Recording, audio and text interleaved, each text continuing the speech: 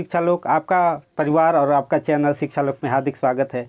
तो आज हम लोग बात करेंगे कि दरोगा यानी कि झारखंड दरोगा, जिसे एसआई, सब इंस्पेक्टर और अवर निरीक्षक के पद के नाम से भी जाना जाता है, उसका वैकेंसी कब तक आएगा और झारखंड सरकार ने गजट में क्या क्या कहा है। मतलब जो गजट प्रकाशित हुआ है, इससे जो है अंदाज़ा लगाया जा रहा है कि झारखंड सब इंस्पेक्टर का पोस्ट जल्दी ही आने वाला है, जिसका आप बेसब्री से इंतज़ार कर रहे हैं कई वर्षों से, जो कि पिछले बार लगभग 15-16 में हुआ था। तो उसके बाद अभी तक इसकी कोई वैकेंसी नहीं हुई है, कोई नियुक्ति नहीं हुई है। तो ये लगता है, ऐसा आशा है कि अब इस पे विराम लगने वाला है और नई नियुक्ति आने वाली है, जिसमें आप आराम से इसमें पार्टिसिपेट करके इसको निकाल सकते हैं। तो हम लोग बात करते हैं कि इसमें जो है क्या क्या गजट में कहा गया है। तो हम लोग देखते हैं कि ये किस विभाग के द्वारा आया है। तो पहला है कि गृह कारा एवं आपदा प्रबंधन विभाग, इसी विभाग के द्वारा ये जो नियुक्ति है निकाली जाएगी। और इसी में आपको बता दें कि जो एसआई आते हैं इसी में आते हैं, डीएसपी इसी में आते हैं, और जो उत्पाद पुलिस है वो भी इसी में आते हैं, जिसको एक्साइज कांस्टेबल आप बोलते हैं।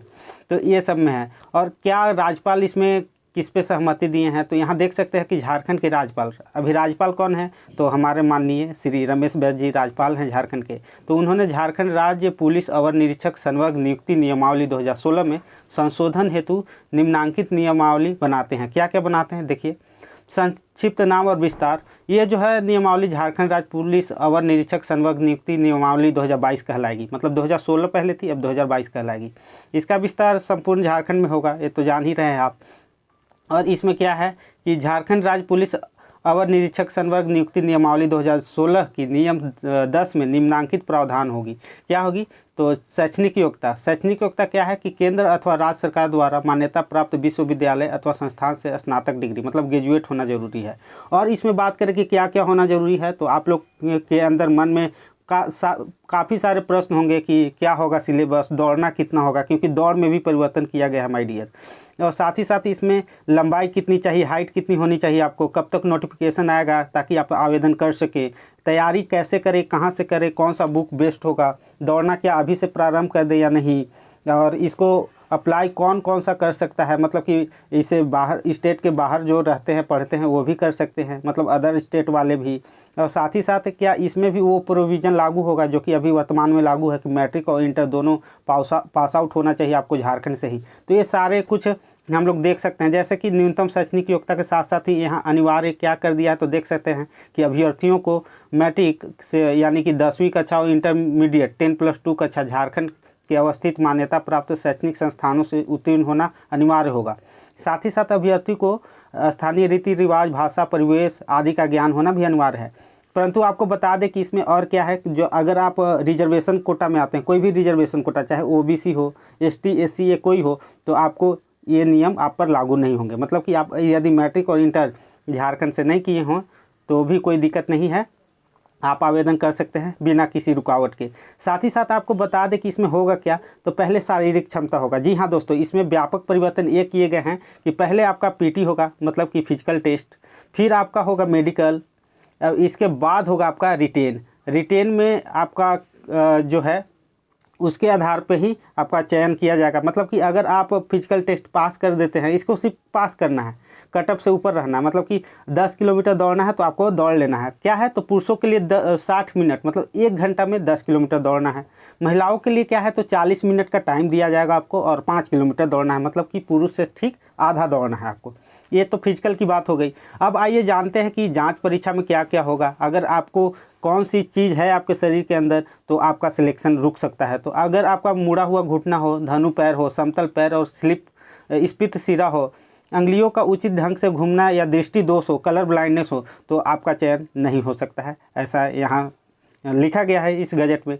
साथ ही साथ लिखित परीक्षा, मतलब कि शारीरिक मापदंड और दक्षता परीक्षा और चिकित्सीय परीक्षा जिसे मेडिकल बोलते हैं, ये पास हो जाएंगे तभी आप रिटेन एग्ज़ाम दे सकते हैं। अगर आप फिजिकल टेस्ट और जो है मेडिकल टेस्ट ये दोनों पास नहीं कर पाते हैं तो आप रिटेन टेस्ट नहीं दे पाएंगे, और वही मेन है, उसके आधार पर ही होगा।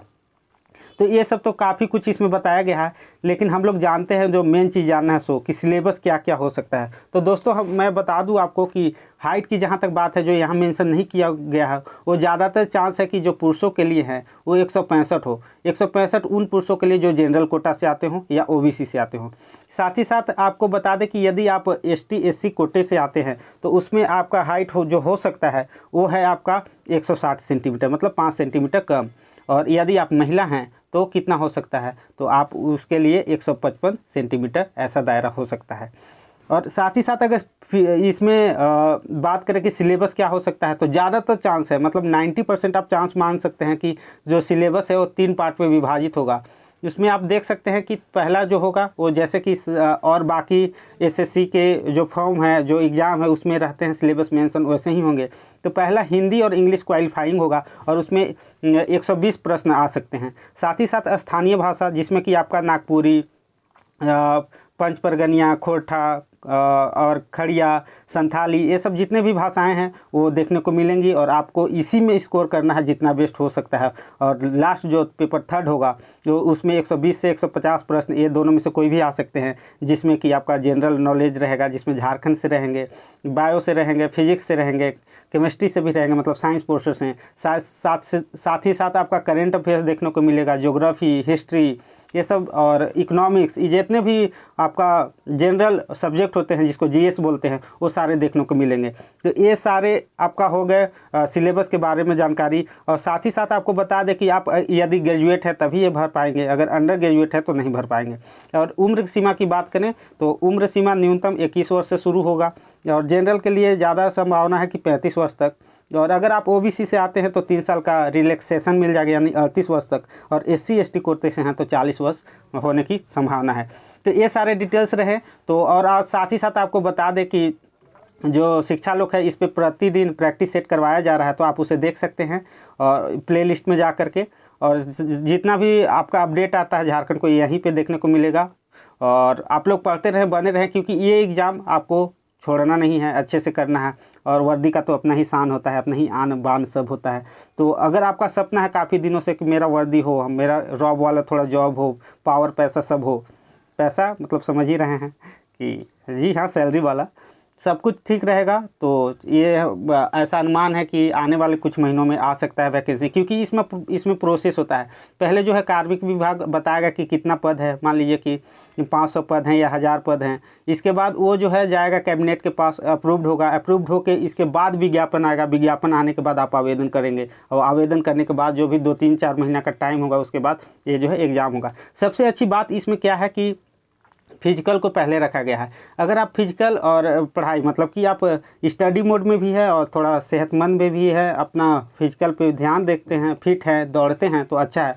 तो अगर आपके पास टाइम है तो अभी से थोड़ा थोड़ा दौड़ना शुरू कर दें। तो इसमें क्या है कि पहले फिजिकल होगा, फिर मेडिकल होगा और इसके बाद लास्ट पे जो है रिटेन होगा। और रिटेन में क्या होगा, किसका किसका मार्क्स जुटेगा, तो एक आपका जो ऑप्शनल सब्जेक्ट होगा, ऑप्शनल किस सेंस में, तो जो यहाँ का स्थानीय लैंग्वेज है, चाहे आप खोरठा या नागपुरी कोई रखे होंगे, इसमें बहुत सारे हैं, तो उसमें से कोई भी रखे हों तो वो उसका मार्क्स जुटेगा। और साथ ही साथ पेपर 3 जो कि जीएस है उसका मार्क्स जुट करके आपका जो मेधा सूची है उसमें तैयार किया जाएगा। अगर आप उसमें सिलेक्ट हो जाते हैं तो आपकी नौकरी पक्की, सितारे यहाँ कंधे पे लग जाएंगे। तो चलिए दोस्त, मिलते हैं अब नए एक नोटिफिकेशन के साथ और क्या हो रहा है, तो उसके साथ मिलते हैं नए जोश नए उमंग के साथ। तब तक के लिए आप लोग स्वस्थ रहें, पढ़ते रहें और जोश से भरे रहें। तो धन्यवाद देखने के लिए और जय हिंद, जोहार।